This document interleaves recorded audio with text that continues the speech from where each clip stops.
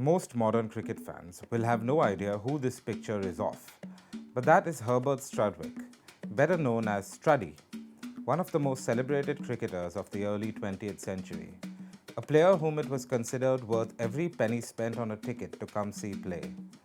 But Struddy batted down at number 10 or 11, averaged just 10.88 in first-class cricket, and took just one wicket in his entire cricket career.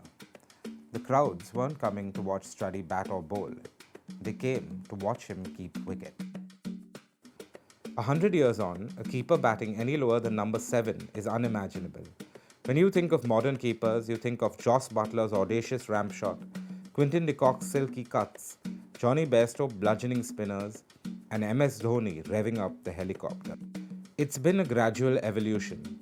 Les Ames, who played for England during the 1930s, is considered the first great wicketkeeper batsman with his test average of 40.56.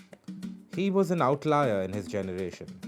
Then came Clyde Walcott of the West Indies, England's Jim Parks, picked mainly for his batting, India's Farooq Engineer, Alan Knott, who combined quality keeping with batting, and then in the 1990s, Alex Stewart, who was more of a batsman-keeper than keeper-batsman. But the man who completed the evolution and became the template for the modern wicketkeeper batsman was Adam Gilchrist. Gilchrist could not just bat, he batted like no one else in his team, with aggression that could win matches on its own. The impact of Gilchrist was immediate. Observing how his runs assisted a dominant Australia side, every other team began looking for a wicketkeeper who could win matches with the bat. In the 2000s, it was hard to find a keeper with a test average lower than 30. The joint test batting average for keepers had been stuck in the low 20s since the 1920s.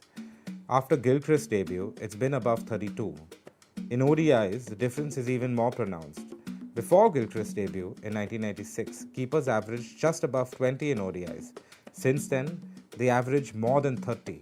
Another significant development is the pace at which keepers score in both tests and ODIs. In test matches, 4 of the fastest scorers since Gilly's debut have been keepers. In ODIs, there are 7 keepers in the top 15 dashers. Everyone is looking for a Gilchrist replica. There are just too many advantages to having an aggressive batsman at number 7 in tests. He can come in when a high-scoring test is meandering towards a draw and with a sudden surge set up a winning position. In the decade before Gilly, Australia drew 29.25% of their tests and won 47.17%. With Gilly, they won 76.04% of their tests and drew just 12.5%. He can take full advantage of the phase when the ball is old and the bowler's tired.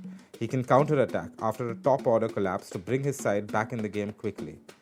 In ODIs, having a keeper batsman who can bat in the top 6 or even open like Gilly did ensures you can play 5 or even 6 bowlers, which is crucial in the batting-friendly format. Gilchrist is the man who demonstrated all these advantages and changed the role of the wicketkeeper batsman forever.